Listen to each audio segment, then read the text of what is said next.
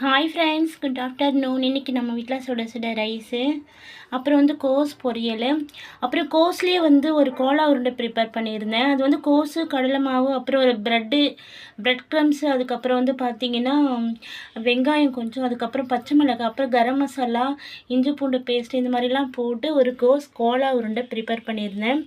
செம்ம டேஸ்ட் அட்டகாசமாக இருந்துச்சு ஃப்ரெண்ட்ஸ் இந்த கோலா உருண்டை. ஸோ இன்றைக்கி நம்ம வீட்டில் கோலா உருண்டை, செம்ம அட்டகாசமான கோலா உருண்டை. சாப்பிட கொஞ்சம் இதில் சோம்பும் போட்டுக்கணும்.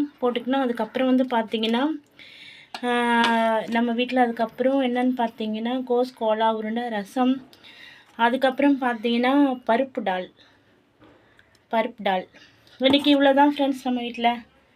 இன்றைக்கி நான்வெஜ் கிடையாது, இன்றைக்கி எல்லாமே வெஜ்ஜு தான். பருப்பு டால், கோஸ் பொரியல், கோஸில் வச்சு ஒரு கோலா உருண்டை, அதுக்கப்புறம் ரசம், சுட சுட கோலா உருண்டை ரொம்ப கிறிஸ்பியாக சூப்பராக இருந்துச்சு. கோஸை வச்சு ப்ரிப்பேர் பண்ண கோலா உருண்டை. வாங்க ஃப்ரெண்ட்ஸ் சாப்பிட்லாம், எல்லோரும் வாங்க சாப்பிட்லாம். தேங்க்யூ ஃபார் வாட்சிங். Bye bye friends.